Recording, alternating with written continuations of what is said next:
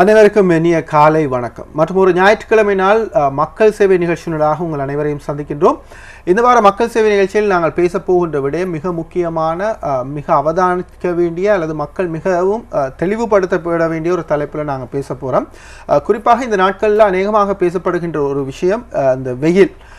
மிக கடும் வெயில் காணப்படுவதாகவும் வெளியிலே நடமாட முடியாத நிலைமை காணப்படுவதாகவும் மக்கள் பல்வேறுபட்ட கருத்துக்களை தங்களுக்குள் பேசிக்கொள்கின்றார்கள். குறிப்பாக வரலாற்றில் இதுவரை காலமும் இவ்வாறியான ஒரு வெயிலை சந்தித்ததில்லை எனவும், அதே போல் நாட்டின் பல பிரதேசங்களிலும் குறிப்பாக ஒரே மாதிரியான காலநிலை காணப்படுகின்றது. இந்த வெயிலின் தாக்கம் மிக அதிகமாக இருக்கின்றது. இந்த காலநிலை மாற்றங்களுக்கும் இவ்வாறான நிலைமைகள் ஏற்படுவதற்குமான காரணங்கள், அது பற்றி ஒரு ஆராய்வு நிகழ்வாகவே இன்றைய மக்கள் சேவை நிகழ்ச்சி அமைய இருக்கின்றது. குறிப்பாக இந்த காலநிலை மாற்றம் தொடர்பாகவும் அதன் மூலமாக என்ன காரணத்தினால் இது ஏற்பட்டது போன்ற விடயங்களை பற்றி மக்கள் நிச்சயமாக அறிந்திருக்க வேண்டும். குறிப்பாக அந்த தெளிவுபடுதலும் அந்த விழிப்புணர்வும் மக்கள் மத்தியில் இருக்கின்ற ஒரு சந்தர்ப்பத்தில் தான் எதிர்காலத்தில் இவ்வாறான நிலைமைகளை சமாளிக்கக்கூடிய வகையில் அல்லது எதிர்காலத்தில் இவ்வாறான நிலைமைகளை குறைத்து கொள்ளக்கூடிய நடவடிக்கைகள் நாங்கள் நிச்சயமாக ஈடுபடுவோம். அந்த வகையில் அந்த விடயங்கள் சம்பந்தமான ஒரு தெளிவான விளக்கத்தை வழங்குகின்ற ஒரு நிகழ்ச்சியாக இந்த வார மக்கள் சேவை நிகழ்ச்சி அமைய இருக்கின்றது. மக்கள் சேவை நிகழ்ச்சியில் காலநிலை மாற்றம் சம்பந்தமாக பேசுவதற்கு மிக பொருத்தமான ஒருவரை அழைத்து வந்திருக்கின்றோம். இந்த வாரம் எங்களுடைய அதிதியாக அணிந்திருக்கின்றார் கொழும்பு பல்கலைக்கழகத்தின் புவியியல் துறை சிரேஷ்ட பேராசிரியர் எஸ். Anthony Norbert. வணக்கம். வணக்கம். உங்களுக்கு முதல் எங்களுடைய வாழ்த்துக்கள். சிரேஷ்ட பேராசிரியராக கொழும்பு பல்கலைக்கழகத்தில் தரம் உயர்த்தப்பட்டிருக்கின்றீர்கள். நான் நினைக்கிறேன் எங்களுடைய நிகழ்ச்சிகளுக்கு அடிக்கடி வர்ற ஒருவர். கடந்த வார நிகழ்ச்சிக்கும் இந்த வார நிகழ்ச்சிக்கும் ஒரு வித்தியாசத்தை நாங்கள் எங்களுடைய வாழ்த்துக்களை தெரிவிக்கின்றோம். நன்றி. அதுபோல் நாங்கள் மிக நுணுக்கமாக பார்க்கையில் மக்கள் இந்த காலநிலை பற்றி எவ்வாறான நாட்கள் அதிகமாக பேசுகிறாங்க அப்படின்னு சொன்னால், ஒன்று மிக கடும் வெயில், வறட்சி அல்லது ஒரு மோசமான ஒரு மழை நாட்கள். இது இந்த மாதிரியான நாட்களில் தான் மக்கள் இந்த காலநிலை பற்றி அதிகமாக பேசுகிறாங்க. நாங்கள் இந்த விரிவான விளக்கங்களுக்கு போகிறதுக்கு முதல்ல இப்படியான ஒரு கேள்வி உங்களோட நாங்கள் தெரிஞ்சு கொள்ள விரும்புகிறோம். பொதுவாக இந்த எங்களுடைய சமூகம், எங்களுடைய மக்கள் இந்த காலநிலை பற்றி, இந்த காலநிலை மாற்றங்கள் பற்றி சரியான ஒரு தெளிவான ஒரு அறிவுடன் இருக்கின்றார்கள், அது பற்றி ஒரு விளக்கத்துடன் இருக்கின்றார்களா? இவ்வாறு உங்களுடைய நிலைப்பாடு எப்படி இருக்கு? காலநிலை மாற்றங்களை பற்றி மக்கள் பொதுவாக அவர்களுக்கு காலநிலை மாற்றங்கள் பற்றிய அறிவு மிக குறைவாகத்தான் காணப்படுகின்றது. ஏனென்று சொன்னால் பல்வேறு வகையான செய்திகள் நாளாந்தம் பத்திரிகைகளிலும் வானொலிகளிலும் தொலைக்காட்சிகளிலும் ஒளிபரப்பப்பட்டு வருகின்றன. ஆனால் இந்த காலநிலை மாற்றங்கள் பற்றி அது எவ்வாறு ஏற்படுகின்றது, எவ்வாறு இந்த காலநிலை மாற்றங்கள் ஏற்படுகின்றன, அவற்றுக்கான காரணங்கள் என்ன என்பது பற்றிய தெளிவு மக்கள் மத்தியில் இன்னும் பெருமளவு ஏற்படவில்லை என்பதுதான் குறிப்பிட வேண்டும். ஏனென்று சொன்னால் தற்பொழுது ஏற்பட்டு இருக்கின்ற இந்த அதிகளவான வெப்பநிலை உயர்வின் காரணமாக மக்கள் படுகின்ற கஷ்டங்களை பார்க்கின்ற பொழுது அவர்களுக்கு அது பற்றிய அறிவு அல்லது விழிப்புணர்வு இன்னும் ஊட்டப்பட வேண்டும் என்கின்ற ஒரு நிலைமை காணப்படுவதை காணலாம். பொதுவாக ஊடகங்கள் மூலமாக சில பொது கருத்துக்கள் அதிகமாக பிரபல்யப்படுத்தப்படும். பொதுவாக இந்த சிறுநீரக கோளாறு சம்பந்தமான விடயங்கள் இப்போது அதிகமாக பேசப்படுகின்றது. இந்த போதை பழக்க வழக்கங்கள் சம்பந்தமாக அதை கட்டுப்படுத்துவதற்கான விஷயங்கள் அதிகமாக பேசப்படுகின்றது. இந்த சிறுவர் துஷ்பிரயோகங்களை தவிர்ப்பது, அது சம்பந்தமான அந்த குற்றங்களை நிறுத்துவது சம்பந்தமான விடயங்கள் அதிகமாக பேசப்படுகின்றது. அதே அளவு முக்கியத்துவம் கொடுக்கப்பட வேண்டிய விடயம் இந்த காலநிலை மாற்றமும் அது சம்பந்தமான தெளிவுபடுத்தலும் மக்கள் மத்தியில் இருக்க வேண்டும் என்பதுதான் நாங்கள் பேசிட்டு இருக்கையில் பல்வேறுபட்ட கருத்துக்கள் உண்டாக அறியக்கூடியதாக. அதனால் நிச்சயமாக அது சம்பந்தமான விளக்கங்கள் உங்களுக்கு, உங்களுடைய அடுத்த சந்ததிக்கு, நிச்சயமாக எதிர்கால தலைமுறைக்கு தேவைப்பட்ட விடயமாக இருக்கும். குறிப்பாக சொல்லுங்கள், இப்போ இந்த வெயில் இப்போ ரொம்ப அதிகமாக இருக்குது. சாதாரணமாக பருவ காலங்களில் இவ்வாறான ஏப்ரல், மே, அதுபோல் செப்டம்பர், அக்டோபர் காலப்பகுதிகளில் இவ்வாறான நிலைமை இருக்கும். ஆனால் வழமைக்கு மாறாக ரொம்ப அதிகமான வெயில் நிறைந்த ஒரு காலநிலை காணப்படுகிறது. குறிப்பாக வவுனியாவில் 36 பாகை செல்சியஸ் வரைக்கும் சென்றிருந்தது. என்ன காரணம்? அது மாத்திரமில்லாமல் அனுராதபுரத்தில் கூட 36 பாகை செல்சியஸ் வெப்பநிலை ஏற்பட்டிருக்கின்றது. பொதுவாக நாங்கள் இலங்கையினுடைய காலநிலையை அவதானித்தால் இலங்கையினுடைய காலநிலையில் 4 பிரதான பருவகாலங்கள் காணப்படுகின்றன. அதாவது நாங்கள் கடந்த கால தரவுகளை அடிப்படையாக கொண்டு ஆய்வு செய்து அந்த ஆய்வின் அடிப்படையில் இலங்கையில் காலநிலை பற்றிய ஆய்வுகளை மேற்கண்டோர் இலங்கையில் வந்து 4 பிரதான பருவங்கள் காணப்படுவதாக அடையாளம் செய்திருக்கின்றார்கள். முதலாவது பருவத்தை எடுத்தால் மே தொடக்கம் செப்டம்பர் வரைப்பட்ட காலம் இலங்கையினுடைய தென்மேல் பருவப்பெயர்ச்சி காற்று காலம். தென்மேல் பருவப்பெயர்ச்சி காற்றினுடைய ஆதிக்கம் காணப்படும். இந்த காலத்தில் இலங்கையினுடைய தென்பகுதி மிக கூடுதலான மழை வீழ்ச்சியை பெறும். இதுக்கு பிறகு அக்டோபர் நவம்பர் மாதங்கள் வந்து பருவக்காற்றுகளுக்கு இடைப்பட்ட காலமாக காணப்படுகின்றது. அதுக்கு பிறகு டிசம்பர் தொடக்கம் பிப்ரவரி வரைப்பட்ட காலம் வடகீழ் பருவப்பெயர்ச்சி காற்று, அதாவது இலங்கையினுடைய வடக்கு கிழக்கு பகுதிகள் மிக கூடுதலான மழை வீழ்ச்சியை பெறுகின்றன. இந்த வடகிழக்கு பருவக்காற்றுகள் மத்திய ஆசியாவினுடைய குளிர் பகுதிகளில் இருந்து இலங்கையினுடைய வடக்கு கிழக்கு பகுதிகளை நோக்கி வீசுகின்றன. ஆனால் இந்த தென்மேல் பருவப்பெயர்ச்சி காற்றுக்கும் வடகீழ் பருவப்பெயர்ச்சி காற்றுக்கும் இடையிலே ஒரு வித்தியாசம் காணப்படுகின்ற என்னன்னு சொன்னால், இந்த தென்மேல் பருவக்காற்று பரந்த சமுத்திரத்தின் ஊடாக பரந்த சமுத்திரத்தை கடந்து இலங்கையினுடைய தென்மேல் கரையோரத்தை அடைவதனால இது நீரணு கூடிய காற்றாக காணப்படுகின்றது. இதனால இந்த மழை வீழ்ச்சி அதிகமாக இருக்கும். ஆனால் வடகீழ் பருவப்பெயர்ச்சி காற்று ஒரு குறுகிய சமுத்திர பகுதியை கடந்து வருவதனால், ஆசியாவுக்கும் இலங்கைக்கும் இடையிலான ஒரு குறுகிய சமுத்திர பகுதியை கடந்து வருவதனால் இதனால் அதாவது ஈரப்பதன் இந்த காற்றில் குறைவாக காணப்படுகின்றது. அதனால் ஒப்பீட்டளவில் மழை வீழ்ச்சியும் குறைவாக காணப்படுகின்றது. ஆனால் இந்த வடகீழ் பருவப்பெயர்ச்சி காற்று காலத்தில் சூறாவளி ஏற்படுகின்ற பொழுது இலங்கையினுடைய வடக்கு கிழக்கு பகுதியினுடைய பெரும்பாலான பகுதிகள் ஈரலிப்பானதாக காணப்படும். ஆனால் சூறாவளி ஏற்படாத காலங்களில் இவை வறட்சியாக காணப்படும். இலங்கையினுடைய தென்மேல் பகுதி பொதுவாக கூடுதலான மழை வீழ்ச்சியை கொண்ட பருவகாலம். இலங்கையினுடைய தென்மேல் பிரதேசத்தை இந்த காற்று வந்தடைந்து படிப்படியாக மத்திய மலைநாட்டை நோக்கி இந்த காற்று செல்கின்ற பொழுது ஜூன் ஜூலை மாதங்களில் மத்திய மலைநாட்டுக்கு மேலாக ஏறக்குறைய 12,000 அடி உயரத்திற்கு இந்த காற்று செல்கின்ற பொழுது மிக கூடுதலான மழை வீழ்ச்சி இலங்கையினுடைய மத்திய மலைநாட்டினுடைய மேற்கு பக்கங்களுக்கு மிக கூடுதலான மழை வீழ்ச்சி கிடைக்கும். உதாரணமாக வட்டவளை, கினிகத்தேனை, அவிசாவளை போன்ற பிரதேசங்கள் மிக கூடுதலான மழை வீழ்ச்சியை பெறுகின்றது. ஆனால் இந்த 2 பருவகாலங்களுக்கும் இடைப்பட்ட காலமாக நாங்கள் பார்த்தால் செப்டம்பர் அக்டோபர் நவம்பர் மாதமும் மார்ச் ஏப்ரல் மாதங்களும் இந்த பருவக்காற்றுக்கு இடைப்பட்ட காலங்களாக காணப்படுகின்றன. ஆகவே இந்த 2 காலங்களிலையும் பல்வேறு வகையான காலநிலை தோற்றப்பாடுகள் காணப்படும். அதாவது அமுக்க இறக்கங்கள் இலங்கைக்கு மேலாக காணப்படும். சூறாவளி மழை வீழ்ச்சிகள் இந்த காலத்தில் காணப்படும். உதாரணமாக அக்டோபர் நவம்பர் மாதங்களில் இலங்கையினுடைய சூறாவளி நிகழ்வுகள் மிக அதிகமாக இருக்கும். சூறாவளி அதிகமான நிகழ்வுகள் இடம்பெறுகின்ற மாதமாக காணப்படும். அடுத்தது மார்ச் ஏப்ரல் மாதத்தை எடுத்தால் இந்த மாதமும் வந்து பருவப்பெயர்ச்சி காற்றுக்கு இடைப்பட்ட மாதமாக காணப்படும். இந்த காலத்தில் வந்து வெப்பநிலை மிக அதிகமாக இருக்கும். ஏனென்றால் இலங்கையினுடைய பருவகால நிலைமைகளை பொறுத்து நாங்கள் பார்க்கின்ற பொழுது பிப்ரவரி மாதம் இலங்கையின் வெப்பமான மாதமாக கருதப்படுகின்றது. அதிக வெப்பமுடைய மாதம் பிப்ரவரி மாதம். மார்ச் ஏப்ரல் மாதம் வந்து இந்த பருவகாலத்துக்கு இடைப்பட்ட காலம். ஆனால் இந்த பகுதியில் வந்து மேற்காவுகை நிகழ்ச்சிகள் இடம்பெறும். மேற்காவுகை நிகழ்ச்சிகள் என்று சொன்னால் நாங்கள் அதனை கன்வெக்ஷனல் ரெயின்ஸ் என்று சொல்கிறோம். மேற்காவுகை நிகழ்ச்சிகள் என்றால் மிக கூடுதலான வெப்பநிலை, காலையிலிருந்து வெப்பம் மிக அதிகமாக இருக்கும். பின்னேரம் 2 மணி 3 மணிக்கு பிறகு இந்த வெப்பநிலையின் காரணமாக நீராவி மேலெழுந்து சென்று 2:30 மணிக்கு பிறகு 3 மணிக்கு பிறகு இடிமுழக்கத்துடன் கூடிய மழை வீழ்ச்சி இடம்பெறும். ஆனால் இந்த மழை வீழ்ச்சி ஆங்காங்கே ஒவ்வொரு குறிப்பிட்ட தனிப்பட்ட பகுதிகளில் மட்டும், குறிப்பிட்ட சில இடங்களில் மட்டும் நிகழும். இலங்கை பூராகவும் நிகழமாட்டாது. இது இந்த காலத்துக்குரிய பிரதான பண்பு. மார்ச் ஏப்ரல் மாதங்களில் இந்த மேற்காவுகை நிகழ்வுகள். இந்த மேற்காவுகை நிகழ்வுகளை விட இலங்கையினுடைய மேற்பகுதியில் அதாவது இலங்கையில் வந்து வெப்பநிலை வருடத்தில் 2 பருவகாலங்களில் அதிக வெப்பநிலை காணப்படும். அதாவது சூரியனுடைய பக்கம் இலங்கை செல்கின்ற பொழுது, வருஷத்தில் இலங்கை சூரியன் பூமி சுற்றி வருகின்ற பொழுது வருடத்தில் 2 காலங்களில் இந்த சூரியனுடைய பக்கம் 90 பாகையில் இந்த வெப்பத்தினை எதிர்கொள்ளக்கூடிய ஒரு நிலைக்கு வரும். அப்போ அந்த மாதம் வந்து அக்டோபர் நவம்பரும் மார்ச் ஏப்ரல் மாதங்களும் தான் இந்த இந்த சூரியனை எதிர்கொள்கின்ற பகுதி. ஆகவே இந்த காலத்தில் சூரியனுடைய வெப்பம் ஏறக்குறைய 90 பாகை குத்தளவில் இலங்கைக்கு மேலாக காணப்படும். ஆகவே இதுவும் ஒரு காரணம். இலங்கையில் இந்த 2 மாதங்களையும் மார்ச் ஏப்ரல் மாதங்களில் வெப்பநிலை அதிகமாக இருப்பதற்கு இதுவும் ஒரு காரணம். ஆனால் இந்த காலத்தில் இந்த இலங்கைக்கு மேலாக இந்த வெப்பம் காணப்படுகின்ற பொழுது, இந்த வெப்பத்தின் காரணமாக நீராவி மேலெழுந்து செல்கின்ற பொழுது அந்த பகுதியில் தாளமுக்கம் ஏற்படும். இலங்கைக்கு மேலாக தாளமுக்கம் ஏற்படும். அவை இவ்வாறு தாளமுக்கம் ஏற்படுகின்ற பொழுது இந்த வடக்காகவும் தெற்காகவும் இருந்து இந்த தாளமுக்க பகுதியை நோக்கி காற்றுகள் இழுக்கப்படும். ஆகவே இந்த காற்றுகள் ஒன்று சேருகின்ற பகுதியாக இது காணப்படும்.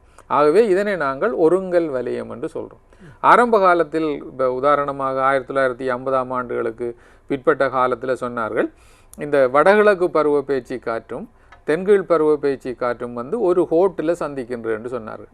ஆனால் அதுக்கு பிறகு இது பற்றிய ஆராய்ச்சிகள் மேற்கொள்ளப்பட்டு செய்மதி மூலமான ஆய்வுகளின் மூலம் இந்த காற்றுகள் வந்து ஒரு நேர்கோட்டில் சந்திக்கவில்லை, 1000 கிலோமீட்டர் அகலமான ஒரு வலயத்தில் இந்த 2 காற்றுகளும் கலக்குகின்றன என்று சொன்னார்கள். செய்மதி ஆய்வுகளின் மூலம், குறிப்பாக பெரட் என்பவர் செய்த ஆய்வின் மூலம் இந்த 2 காற்றுகளும் 1000 கிலோமீட்டர் அகலமான ஒரு பகுதியில் கலக்கின்றன. இவ்வாறு இந்த 2 காற்றுகளும் கலக்கின்ற பொழுது இந்த பகுதியில் குழப்பங்கள் ஏற்படுகின்றன. காற்றுகளில் வந்து காற்றினுடைய அலைகளின் காரணமாக குழப்பங்கள் ஏற்படுகின்ற பொழுது அந்த பல்வேறு வகையான குழப்பங்களின் காரணமாக புயல்கள், சூறாவளிகள் என்பவை உருவாக்கப்படுகின்றன. ஆகவே இந்த இலங்கையினுடைய காலநிலையினுடைய இந்த 4 பருவகாலங்களையும் எடுக்கின்ற பொழுது மிகவும் மோசமான காலநிலை பாதிப்புகளை கொண்ட பருவம் அக்டோபர், நவம்பரும், மார்ச், ஏப்ரல் மாதம். இந்த அக்டோபர், நவம்பர் மாதங்களில் சூறாவளியினுடைய தாக்கங்கள், அமுக்க இறக்கங்களுடைய தாக்கங்களில் அதிகமாக இருப்பதன் காரணமாக மழை வீழ்ச்சி ஏற்படுவதனால் ஓரளவு அவை ஈரழிப்பானதாக காணப்படும். ஆனால் மார்ச், ஏப்ரல் மாதங்களில் மேற்காவுக நிகழ்ச்சிகள் ஏற்படும். அது கூடுதலாக ஏற்படுவதன் காரணமாகவும் சூரியனுடைய அருகாமை, அந்த வெப்பத்தின் நிலைக்குத்தான போக்கு காரணமாகவும் இந்த காலத்தில் வந்து வெப்பநிலை கூடுதலாக காணப்படுவது இயல்பாக இருக்கின்றது. ஆனால் அண்மை காலங்களில், குறிப்பாக 1970ஆம் ஆண்டுகளுக்கு பிற்பட்ட காலங்களில் பல விடயங்கள் உலகினுடைய காலநிலை போக்கில் அவதானிக்கப்பட்டு வருகின்றன.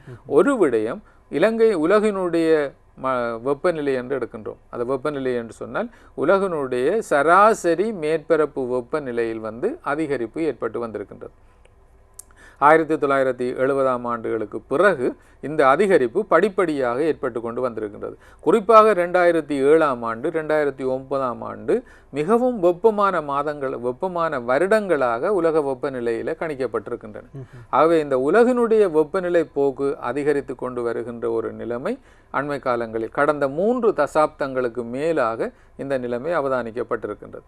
இரண்டாவது விடயம், இந்த 1953ஆம் ஆண்டில் இருந்து 82ஆம் ஆண்டு வரைப்பட்ட சராசரி வெப்பநிலையை ஆய்வு செய்திருக்கிறார்கள். உலகினுடைய சராசரி மேற்பரப்பு வெப்பநிலையை, வருடாந்த சராசரி மேற்பரப்பு வெப்பநிலையை ஆய்வு செய்திருக்கின்றார்கள். ஆகவே இந்த 51 இருந்து 81ஆம் ஆண்டு, 82ஆம் ஆண்டு மட்டும் இந்த சராசரி வெப்பநிலையிலும் பார்க்க இப்பொழுது வெப்பநிலை மிக கூடுதலாக காணப்படுகின்றது.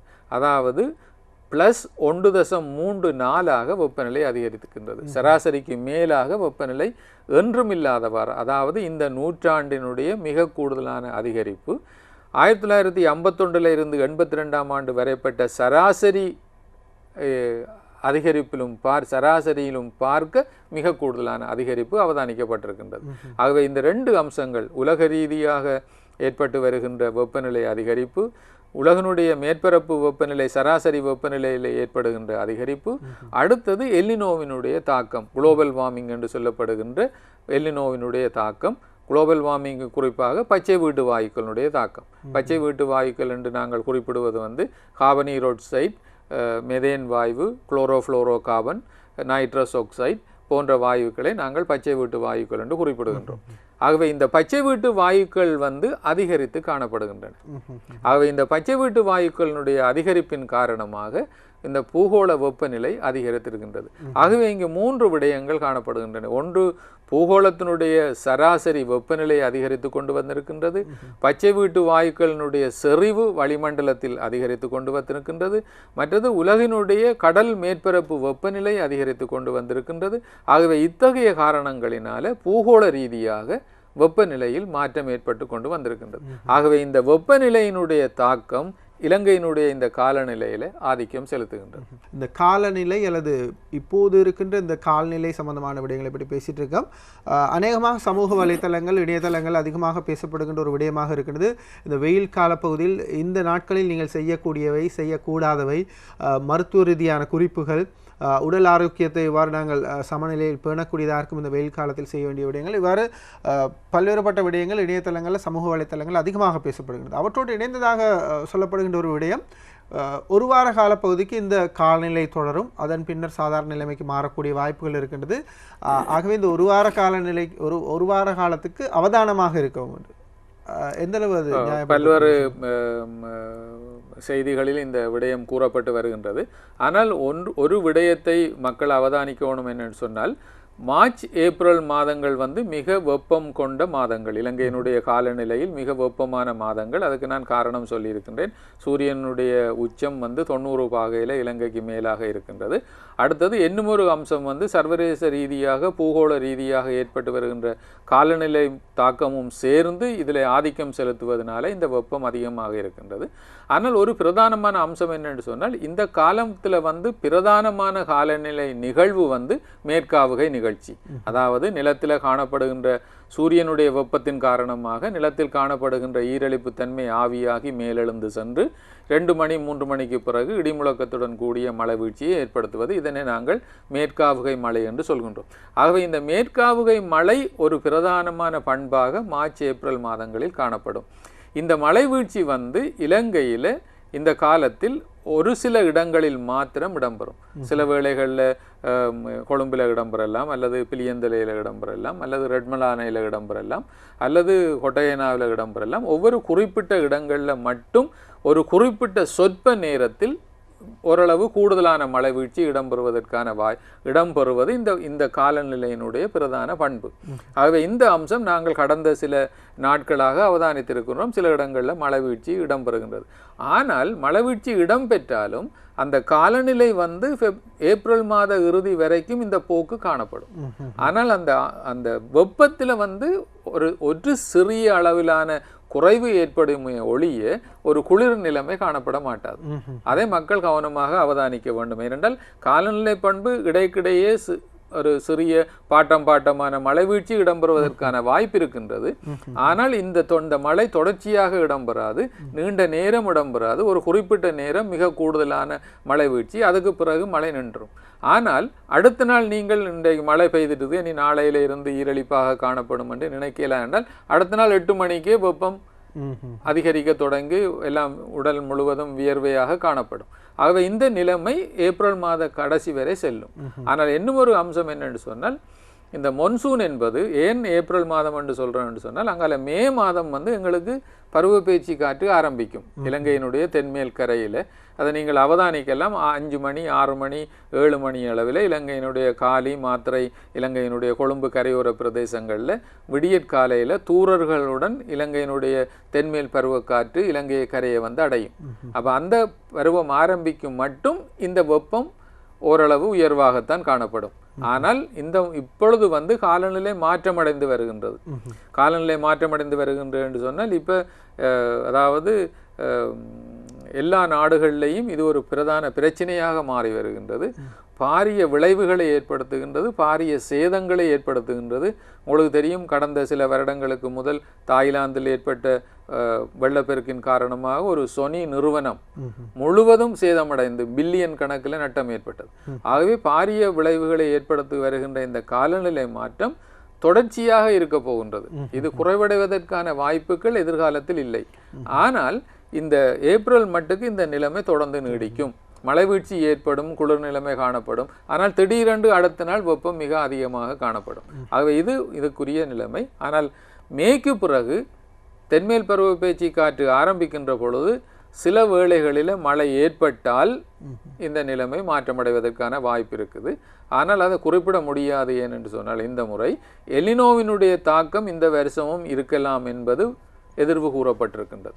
ஆகவே தென்மேல் பருவப்பேச்சு காற்று சில வேளைகளில் வழக்கமாக குறிப்பிட்ட நேரத்துக்கு வராது, 2 கிழமை பிந்தி வரும். சில வேளையில் ஜூன் மாத முதலாவது கிழமைகளில் காற்று மழை வீழ்ச்சி ஏற்படுவதற்கான வாய்ப்பு இருக்குது. ஆகவே இந்த வெப்பத்தினுடைய போக்கு முதல் வாரங்கள் வரையும் நீடிப்பதற்கான ஒரு வாய்ப்பு காணப்படுகின்றது. இதுக்கு மேலாக எல்னினோவினுடைய தாக்கம் இருக்குமாக இருந்தால் பாரிய வறட்சியை இலங்கை எதிர்நோக்க வேண்டி வரும். உங்களுடைய மாணவர்களுக்கு பாடம் நடத்துகிற மாதிரி நிறைய விஷயங்களை நீங்கள் சொல்லிட்டீங்க. சாதாரணமாக வீட்டில் பார்த்துட்டு இருக்க ஒரு பொதுமகன் இப்படி யோசிக்கலாம், நான் ஒன்றுமே செய்யலை, நான் பெரிய விஷயங்கள் ஒன்றும் ஈடுபடலை. ஆனால் சார் சொல்கிறத பார்த்தா ஒரு குறிப்பிட்ட அளவு வெப்பநிலை வந்து சாதாரண அவரேஜை விட கூடியிருக்கு. இப்போத்தைய இந்த வெயில் நிலைமைகள் தொடரும், வறட்சி நிலைமைகள் ஏற்பட போது ஒரு காலத்திலையும் இந்த காலநிலை வந்து சுமூகமாக மாறுறதுக்கான வாய்ப்புகளே இல்லை.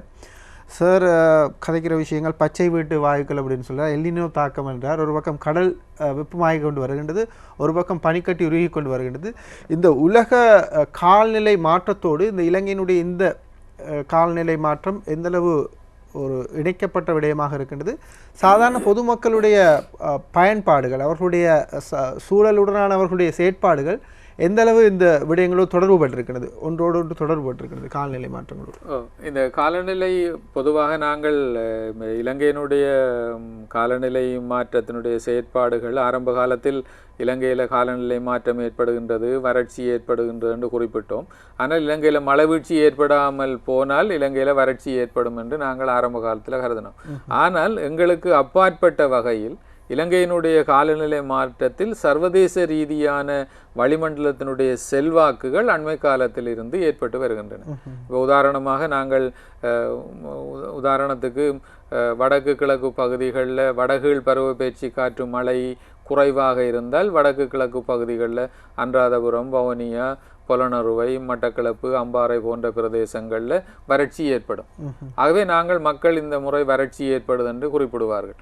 ஆனால் மழை வீழ்ச்சி இல்லாதனால்தான் வறட்சி ஏற்படுகின்றது என்று நாங்கள் நம்பிக்கொண்டு இருக்கின்றோம். ஆனால் இப்பொழுது இந்த வறட்சிகளுக்கும் சர்வதேச ரீதியாக மேல்வழி மண்டலத்துக்கும் இடையிலான தொடர்புகள் காணப்படுகின்றன. மேல்வழி மண்டலத்தோட தொடர்புபட்ட முறையில் இன்று காலநிலை மாற்றம் எல்லா நாடுகளையும் பாதிக்கக்கூடிய அளவுக்கு மாற்றமடைந்து வந்திருக்கின்றது. ஏனென்று சொன்னால் இந்த நாசா நிறுவனத்தினால காலநிலை மாற்றம் பற்றிய பல விடயங்கள் எடுத்து கூறப்பட்டு வருகின்றன. அவர்கள் செய்மதிகளை வளிமண்டலத்துக்கு அனுப்பி அந்த செய்மதிகள் மூலமாக இப்போ உதாரணமாக நாங்கள் மழை வீழ்ச்சியை அளவிடுவதற்கு ஒவ்வொரு நிலையத்தில் வைத்து ஒவ்வொரு கருவியை வைத்து நாங்கள் மழை வீழ்ச்சி எவ்வளவு மழை பெய்திருக்கென்று அளந்து அறிகின்றோம். ஆனால் தற்பொழுது என்ன நடக்கின்றது என்று சொன்னால் செய்மதிகளில் இருந்து வளிமண்டலத்திலேயே மழை வீழ்ச்சி எவ்வளவு என்பதை அறியக்கூடிய வசதிகள் இப்பொழுது வந்துவிட்டன. நிலத்தில் வைத்து கருவியை வைத்து அளவிட வேண்டிய அவசியம் இல்லை. ஆகவே அந்த கருவிகளை வைத்து அளவீடு செய்வதன் காரணமாக அவர்கள் ஒரு விடயத்தை சொல்லியிருக்கின்றார்கள் என்று சொன்னால் இந்த நாங்கள் இலங்கையில் அதிவேக சாலைகளை அமைத்து வீதிகளை செப்பனிடுவது போன்று அவர்கள் சொல்லுகின்றார்கள் என்றால் சூப்பர் ஸ்ட்ரோம்ஸ் என்று குறிப்பிடுகிறார்கள். அதிவேக புயல்கள் எதிர்காலத்தில் அடிக்கடி ஏற்படுவதற்கான வாய்ப்புகள் இருக்கின்றன என்பதை எதிர்வு கூறியிருக்கிறார்.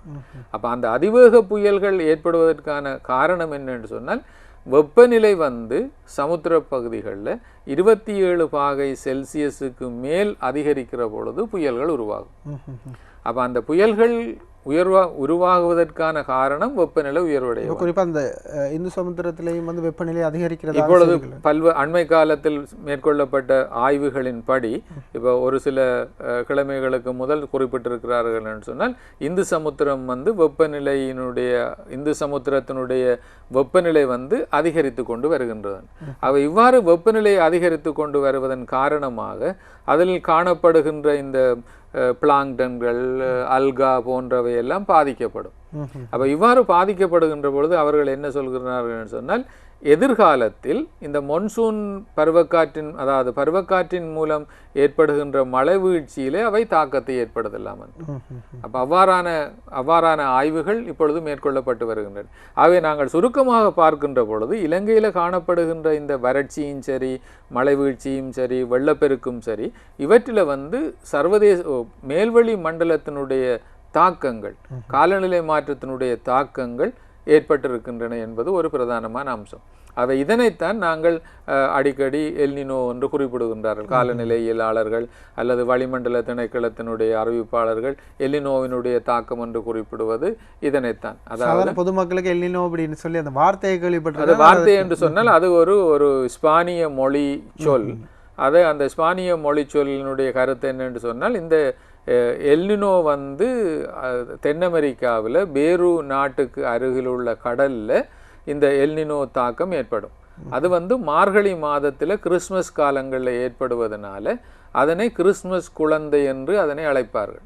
அந்த குழந்தையினுடைய பெயரினால அதற்கு எல்னினோ என்று பெயரிட்டார்கள். ஒரு ஸ்பானிய மொழி. ஆனால் அதே நேரத்தில் சில காலங்களில் அதற்கு எதிரான குளிரான நிலைமையும் ஏற்படும். அவ்வாறு குளிரான நிலைமை ஏற்படுகின்ற பொழுது அதுக்கு எதிர்ச்சொல்லாக லானினா என்று அழைத்தார்கள். அது ஒரு சொல். இதில் என்ன அம்சம் என்று சொன்னால், நான் சொன்ன இந்த மேல்வழி மண்டல வெப்ப மாற்றங்களின் காரணமாக ஆவியாக்கத்தினால கடல் நீர் மேலே சென்று மிக கூடுதலான மழை வீழ்ச்சியை கொடுக்கும். கொடுத்தது மாத்திரம் இல்லாமல் இந்த நீராவி மேலெழுந்து சென்று வளிமண்டலத்தில் மாற்றம் ஏற்படுத்தி பிறகு கீழிறங்குகின்ற பொழுது அந்த ஏனைய பகுதிகளில் இருந்து வெப்பமான காற்று இந்த வேறு நீரோ கரையை நோக்கி வரும். ஆகவே இந்த சாதாரண கடல் நீர் வந்து 3 பாகை அல்லது 2 பாகை செல்சியஸ் வெப்பத்தினாலே அதிகரிக்கும். அப்போ அந்த கடல் மட்டம் வெப்பத்தினாலே அதிகரிக்கின்ற பொழுது அந்த பகுதியில் காணப்படுகின்ற நுண்ணுயிர்கள், மீன் குஞ்சுகள் போன்றவை எல்லாம் இறந்துவிடும். அப்போ இது ஒரு பெரிய, இதைத்தான் எல்னினோவினுடைய தாக்கம் என்று சொல்றார். ஆனால் ஒவ்வொரு வருடமும் ஏற்படாது. 5 வருடத்துக்கு ஒரு முறை, 12 வருடங்களுக்கு ஒரு முறை இந்த எல்னினோவினுடைய தாக்கம் ஏற்படும். அப்ப இந்த கடல் நீருடைய மட்டம் அதிகரிக்கின்ற பொழுது அந்த அந்த அந்த பகுதியில் ஒரு வகையான அன்சோவிட்டான்ற ஒரு மீன் இனம் இருக்கின்றது. அது வந்து அந்த வேறுவனுடைய எக்கனாமியில, பொருளாதாரத்தில் மிக முக்கியமானது, ஏற்றுமதி செய்தது.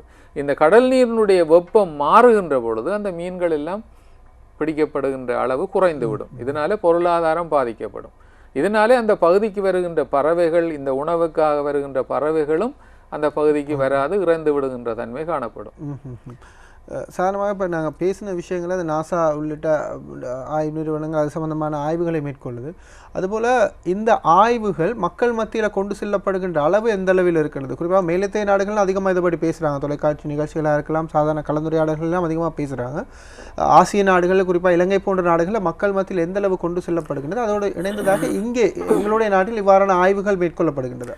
மேற்கு நாடுகள் உங்களுக்கு தெரியும், பொதுவாக இந்த பல்வேறு நாடுகளும், இந்தியா உட்பட அமெரிக்கா, சீனா போன்ற பல்வேறு நாடுகள் பல்வேறு நோக்கங்களுக்காக செய்மதிகளை வளிமண்டலத்துக்கு அனுப்பியிருக்கிறார்கள். குறிப்பாக நீங்கள் இந்த பாதுகாப்பு நோக்கங்களுக்காக அனுப்பப்படுகின்ற செய்மதிகளை நீங்கள் பார்த்தால் அவை 45,000 கிலோமீட்டர் உயரத்தில் அவை சுற்றி கொண்டு இருக்கும். ஆனால் இந்த சாதாரண செய்மதிகள் வந்து 600 கிலோமீட்டர் உயரத்தில் வளிமண்டலத்தில் காணப்படும். இந்த செய்மதிகளில் இருந்து தொடர்ச்சியாக கட்டுப்பாட்டு நிலையங்களுக்கு தகவல்கள் அனுப்பப்படும். இந்த தகவல்களை அனுப்புறதை அடிப்படையாக கொண்டு அவர்கள் என்ன செய்திருக்கிறார்கள் சொன்னால், புவி முழுவதனையும் ஒரு கோடுகளாக, அதாவது XY ஆட்கூறுகளாக பிரித்திருக்கிறார்.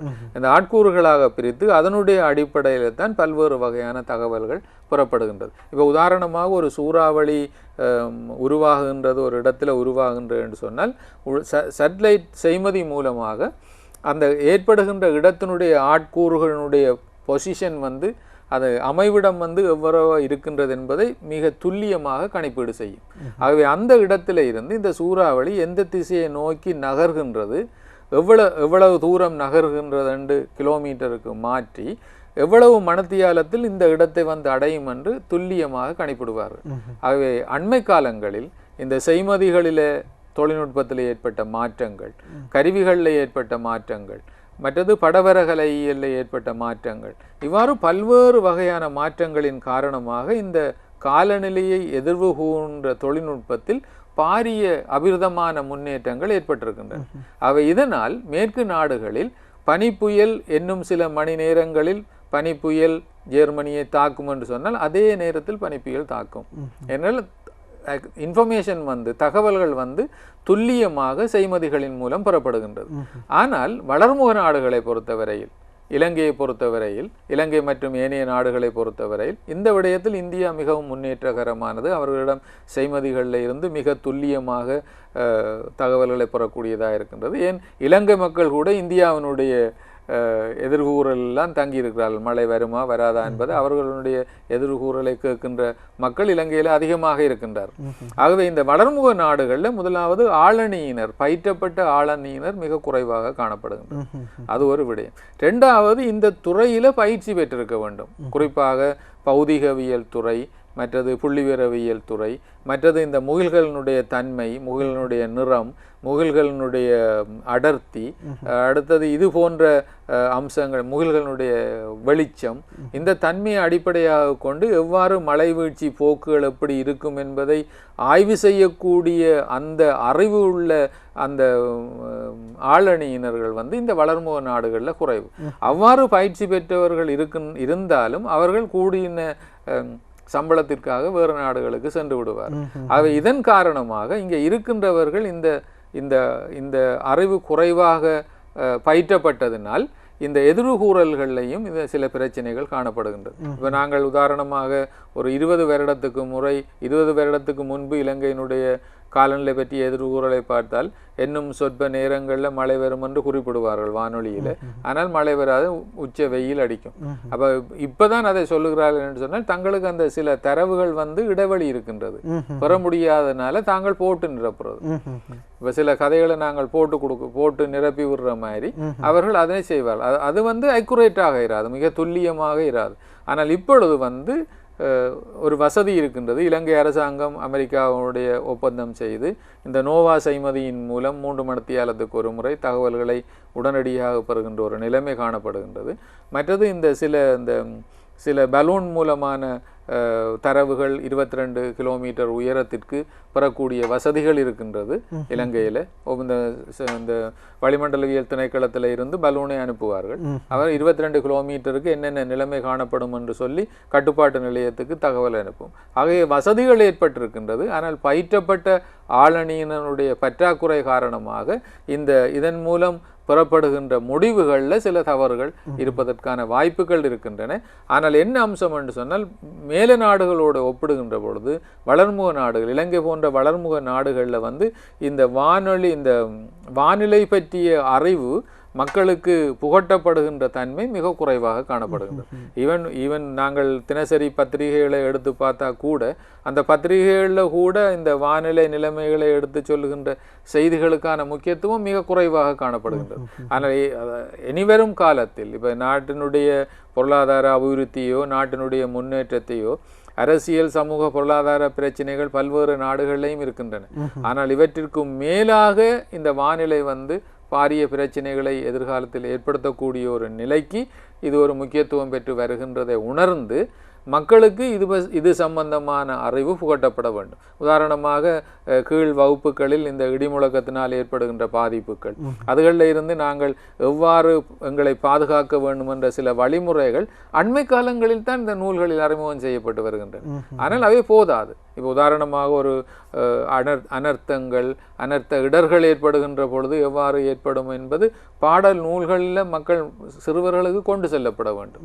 ஆகவே சிறு வயதில் இருந்து இவர்களுக்கு புகட்டப்படுவதனால ஒரு விழிப்புணர்வை ஏற்படுத்தலாம். நிச்சயமாக இந்த பாடசாலைகள் மாத்திரமல்லாமல் இப்போதெல்லாம் சமூக வலைதளங்களிலும் அதே நேரம் தொலைக்காட்சி ஊடகங்கள் பத்திரிகைகளிலும் கூட அதிகமாக பேசப்படுகின்ற ஒரு விடயமாக, பேச வேண்டிய ஒரு விடயமாக இந்த காலநிலை இருக்கின்றது. குறிப்பாக இன்றைய நாட்களை விட எதிர்வரும் நாட்களில் நாங்கள் இதுக்கு அதிகமான முக்கியத்துவம் கொடுக்க வேண்டிய கட்டாயத்துக்கு தள்ளப்படுவோம். காரணம், ஒவ்வொரு பொதுமகனும் ஒவ்வொரு சாதாரண குடிமகனும் இது சம்பந்தமான ஒரு தெளிவுபடுத்தல் அல்லது அது சம்பந்தமான காலநிலை சம்பந்தமான ஒரு விளக்கத்தை பெற்றிருக்க வேண்டிய ஒரு தேவை இருக்கின்றது. எதிர்கால உலகை ஒரு சுமூகமாக அல்லது ஒரு ஆரோக்கியமான பாதையில் கொண்டு செல்வதற்கு, குறிப்பாக இந்த மேற்குலக நாடுகளில் அல்லது அபிவிருத்தி அடைந்த நாடுகளில் இந்த வானிலை அல்லது காலநிலை சம்பந்தமான ஆய்வுகள் மேற்கொள்ளப்பட்டு அவை மக்கள் மத்தியில் கொண்டு செல்லப்படுகின்ற வீரியம் அல்லது வீழ்ச்சி அதிகமாக இருக்கும். ஆசிய நாடுகள், குறிப்பாக இலங்கை போன்ற நாடுகளில் இவ்வாறான ஆய்வுகள் மேற்கொள்ளப்படுகின்றது. அவை மக்கள் மத்தியில் எந்த அளவு கொண்டு செல்லப்படுகின்றது, இது சம்பந்தமான ஒரு தெளிவுபடுத்தல். பொதுவாக நாங்கள் 2 விடயத்தை குறிப்பிடலாம். ஒன்று 2004ஆம் ஆண்டு இலங்கையில் சுனாமியினுடைய தாக்கம் ஏற்பட்ட பொழுது அப்பொழுதுதான் மக்கள் உணர்ந்தார்கள் இலங்கைக்கும் சுனாமி வருமாண்டு. அடுத்த 2வது உதாரணம், தாய்லாந்தில் வெள்ளப்பெருக்கு ஏற்பட்டு முழு நகரமும் அழிவடைந்த பொழுது அதாவது இந்த டைபூன் புயலின் காரணமாக பெரும் வெள்ளப்பெருக்கு ஏற்பட்டு திடீரென்று ஏற்பட்ட அளவுக்கு அதிகமான மழையின் காரணமாக வெள்ளம் ஓடாமல் தேங்கி நின்று அழிவு ஏற்பட்ட பொழுது தாய்லாந்து அரசாங்கம் எதிர்பார்க்கவில்லை. மூன்றாவது உதாரணம் சென்னையில் ஏற்பட்ட பெருவெள்ளம். சென்னை மக்கள் இத்தகைய ஒரு பெருவெள்ளத்தினை கடந்த காலத்தில் கூட காணவில்லை, அவர்கள் எதிர்பார்க்கவில்லை. சென்னையை இப்படி ஒரு பெருவெள்ளம் தாக்கி இப்படி ஒரு பேரழிவை ஏற்படுத்தும் என்று எதிர்பார்க்கவில்லை. ஆனால் மேற்கு நாடுகளில் எந்தெந்த பகுதிகளில் சுனாமி ஏற்படுவதற்கான வாய்ப்புகள் இருக்கின்றன, எந்த பகுதிகளில் புவிநடுக்கம் ஏற்படுவதற்கான வாய்ப்புகள் இருக்கின்றன என்பது பற்றி மிக தெளிவாக அடையாளம் செய்திருக்கின்றனர். அடுத்தது காலநிலையினுடைய தாக்கம் எவ்வாறு ஏற்படும் என்பதை ஒரு மாதத்துக்கு முதலோ ஒரு கிழமைக்கு முதலோ மக்கள் கவனமாக இருக்க வேண்டியதன் அவசியத்தை வலியுறுத்துவதற்கான அறிவிப்புகள் அவர்களினால் மேற்கொள்ளப்பட்டு வருகின்றன. ஆனால் இலங்கை போன்ற நாடுகளில் இத்தகைய அம்சங்கள் மிக குறைவாக காணப்படுகின்றது. அப்போ அதுக்கு அடுத்த இன்னுமொரு காரணம் என்னன்னு சொன்னால், இலங்கையில் உதாரணத்துக்கு நாங்கள் பார்த்தால் இந்த தென்கிழக்காசிய நாடுகளில் உதாரணமாக மலேசியா போன்ற நாடுகளில் எல்லாம் இந்த காடுகளை அழிக்கிறார்கள். அப்போ இவ்வாறு இந்த காடுகளை அழித்து, அதாவது இந்த வெளிநாட்டு கடன்களுக்காக 50 வருடம் 25 வருடங்களுக்கு இந்த காட்டு வளங்களை வெளிநாட்டு கொம்பனிகளுக்கு தாரை வார்த்து கொடுக்கிறார்கள். அவ்வாறு கொடுக்கிற பொழுது அவர்கள் அந்த குறிப்பிட்ட ஒரு 2 வருடங்களுக்குள்ளேயே அந்த முக்கியமான மரங்களை தரித்து அதிக விலைக்கு விற்று லாபம் அடைவார்கள். அவை இவ்வாறு இப்படியான பிரச்சனைகள் அடைக்கின்ற பொழுது காலநிலையில மாற்றத்தை ஏற்படுத்தும். அதாவது தாவரங்கள் அழிக்கப்படுகின்ற பொழுது, காடுகள் அழிக்கப்படுகின்ற பொழுது நிலம் வறுமையடைந்து வெள்ளப்பெருக்கு ஏற்படும், நீரானது தேங்கி நிற்காது, வறட்சி ஏற்படும், மழை வீழ்ச்சியில பாதிப்பை ஏற்படுத்தும். ஆனால் சில நாடுகளில் மக்கள் மத்தியில், குறிப்பாக பெண்கள் மத்தியில் பல்வேறு வகையான விழிப்புணர்வுகள் தூண்டப்பட்டு அவர்கள் மூலமான பல்வேறு வகையான நடவடிக்கைகள், மரங்களை நடுதல், அடுத்தது இந்த காலநிலைக்கு எதிரான நடவடிக்கைகள் அரசாங்கத்தினாலே ஏற்படுத்தப்படுகின்ற பொழுது மனித சங்கிலி போராட்டங்களை நடத்தி பல்வேறு வகையான நடவடிக்கைகளை எடுத்திருக்கின்றார்கள். ஆக இவ்வாறு பல்வேறு வகையான நடவடிக்கைகளை எடுக்கின்ற அளவுக்கு எங்களுடைய நாட்டில் இன்னும் செயற்பாடுகள் குறைவாக காணப்படுகின்றது. குறிப்பாக இந்த சர்வதேச காலநிலை பற்றிய மகாநாடுகள் இடம்பெறுகின்ற பொழுது அந்த மகாநாட்டில் ஐக்கிய நாடுகள் சபையினாலே என்ன செய்கின்றார்கள் என்றால், கூடுதலாக பெண்களுடைய இளைஞர்களுடைய பிரதிநிதித்துவம் அதிகமாக இருக்க வேண்டும்.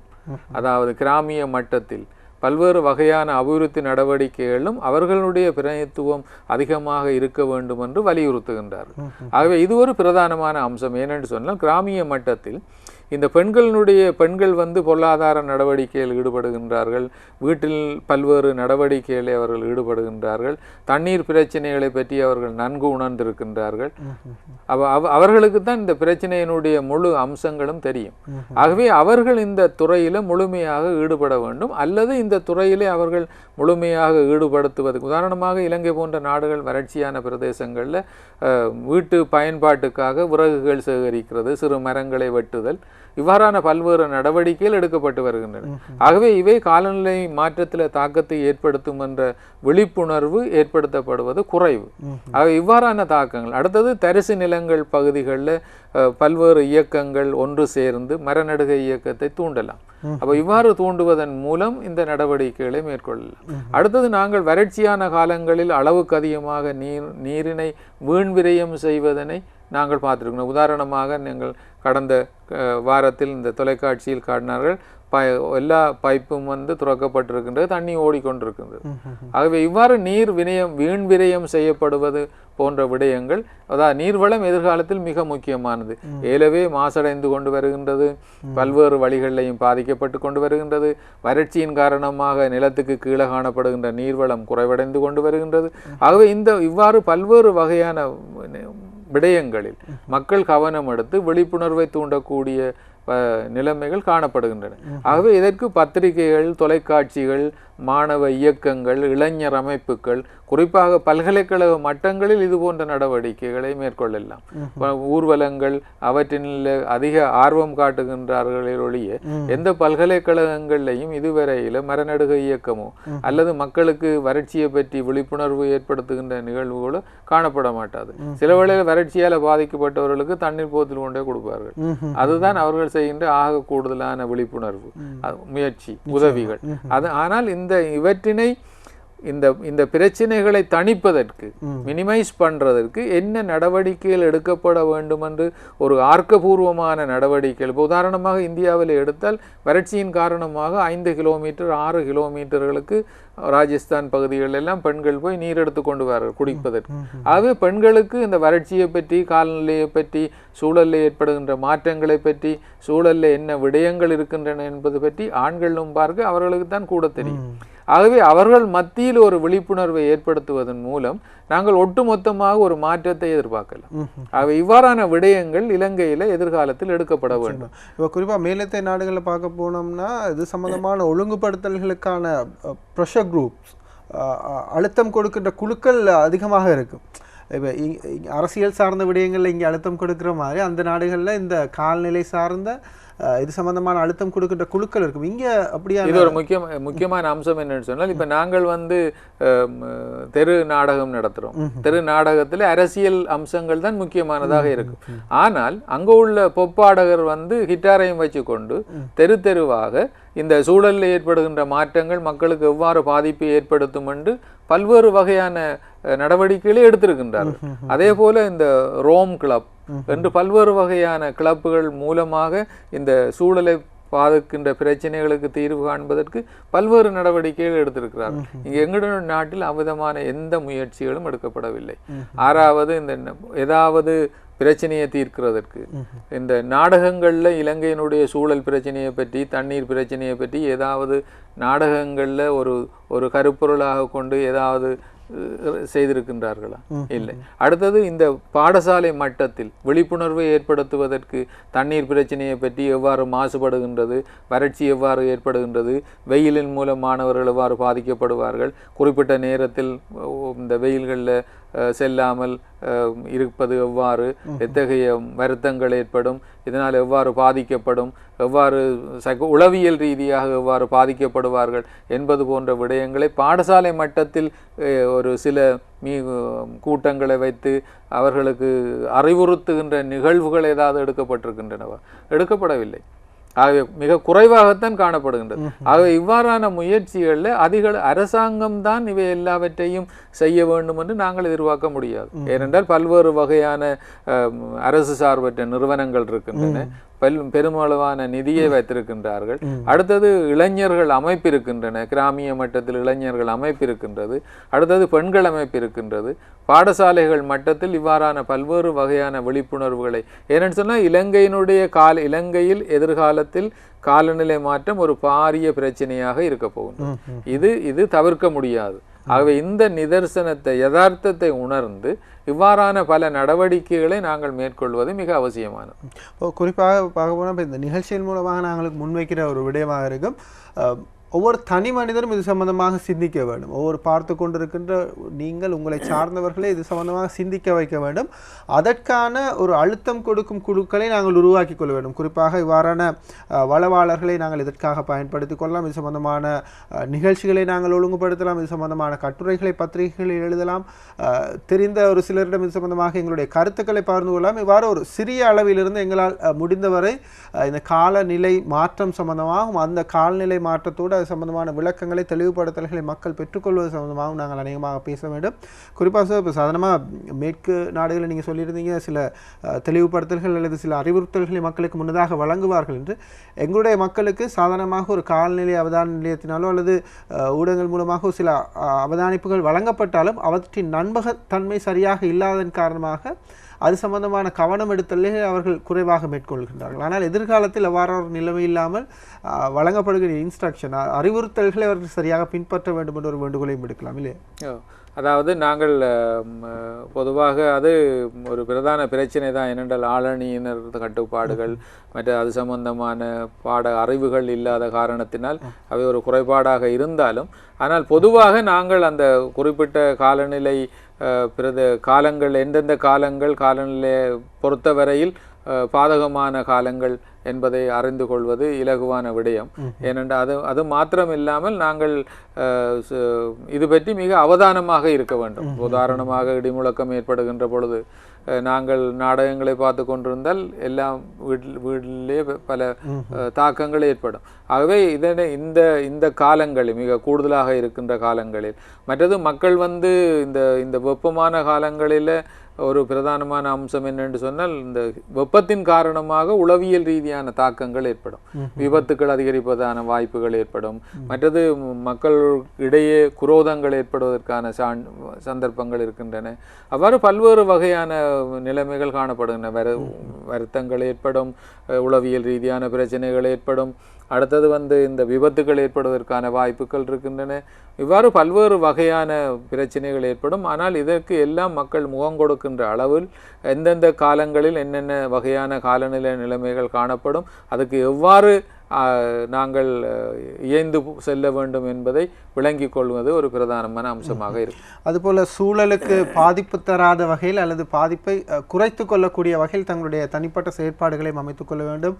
குறிப்பாக மரம் வெட்டுவதாக இருக்கலாம், அந்த விடயங்களையும் ஒரு ஞாபகப்படுத்தும். குறிப்பாக நாங்கள் உதாரணமாக இலங்கையினுடைய ஆரம்ப காலத்தில் பிரித்தானியர் அந்நியர்கள் இந்த பெருந்தோட்ட பயிற்சிக்காக மலைநாட்டில் இருந்த முழு தாவரங்களையும் அழித்து பெருந்தோட்டங்களை ஏற்படுத்தினார்கள். அதே போல இலங்கையினுடைய வறண்ட வலயங்களில் மகாவலி அபிவிருத்தி திட்டத்தின் காரணமாக பெரும்பாலான காடுகள் அழிக்கப்பட்டு நீர்ப்பாசன திட்டங்கள் பயிர்ச்செய்கை நிலங்களாக மாற்றப்பட்டன. அப்போ இவ்வாறு காலத்திற்கு காலம் இந்த நிலங்கள் காடுகள் அழிக்கப்பட்டு இலங்கையில் இன்று ஏறக்குறைய 22% அளவுக்கு இந்த காடுகளினுடைய அளவு குறைந்திருக்கின்றது. ஆனால் எதிர்காலத்தில் இந்த மக்களினுடைய வருமான மட்டத்தில் ஏற்படுகின்ற மாற்றங்கள், அபிவிருத்தி நடவடிக்கைகளின் காரணமாக வீட்டு வசதிகள், வீடமைப்பு வசதிகளை பெருக்குவதற்காக மேலும் காடுகள் அழிக்கப்பட்டு தாவர போர்வைகள் அழிக்கப்பட்டு வருவதனால் ஒரு வறட்சியான நிலைமை எதிர்காலத்தில் காலநிலையில் மாற்றங்களை ஏற்படுத்தக்கூடிய அளவுக்கு மாற்றமடையும். ஆனால் நாங்கள் இந்த காடுகளை அழிக்கின்ற அதே வேளையில் காடுகளினுடைய காடாக்கத்தினை மேற்கொள்வதும் மிக அவசியமானது. காட்டு வளர்ப்பு திட்டங்கள் மூலம் பெரும்பாலான தரிசு நிலங்களை இந்தியாவில் பார்த்தீங்கன்னு சொன்னால் பெருந்தெருக்களினுடைய 2 இரு கரையோரங்களையும் பாரிய மரங்கள் வளர்த்திருக்கின்றார்கள். அதே போல இலங்கையினுடைய தரிசு நிலங்கள் முழுவதும் இந்த மரநடுகை இயக்கத்தை தூண்டலாம், மக்கள் மரநடுகை இயக்கத்தை தூண்டலாம். அவ்வாறு பல்வேறு வகையான நடவடிக்கைகள் மூலம் இந்த காலநிலையினுடைய தீவிரத்தன்மையை தணிப்பதற்கான ஒரு வாய்ப்பு காணப்படுகின்றது. ஆக ஒரு தனி மனிதன் சொந்தமாக சிந்தித்து இணைந்து செயற்பட வேண்டும் என்ற ஒரு வேண்டுகோளையும் விடுக்கிறோம். இந்த நிகழ்ச்சி நிச்சயமாக மக்கள் சேவையினூடாக உங்களுக்கு ஒரு ஆரம்ப புள்ளி, ஒரு ஆரம்ப தெளிவுபடுத்தலை உங்களுக்காக வழங்கக்கூடியதாக இருந்து, குறிப்பாக இந்த நாட்களில் ஏற்பட்டிருக்கின்ற அதீதிய வெப்பம் காரணமாக இந்த காலநிலையில் ஏற்பட்ட மாற்றத்தை தெளிவுபடுத்துவதற்கான ஒரு நிகழ்ச்சியாக வழங்கியிருந்தோம்.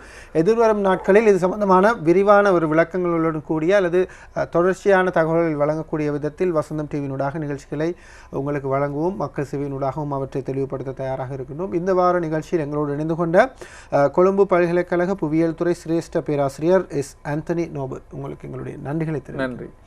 மக்கள் சேவை நிகழ்ச்சியோடு இணைந்திருந்தீர்கள். இந்த வார நிகழ்ச்சியும் உங்களுக்கு பயனுள்ளதாக அமைந்திருக்கும் என்று நம்புகின்றோம். மற்றும் ஒரு நிகழ்ச்சியில் உங்களை சந்திக்கும் வரை விடைபெறுகின்றோம். நன்றி, வணக்கம்.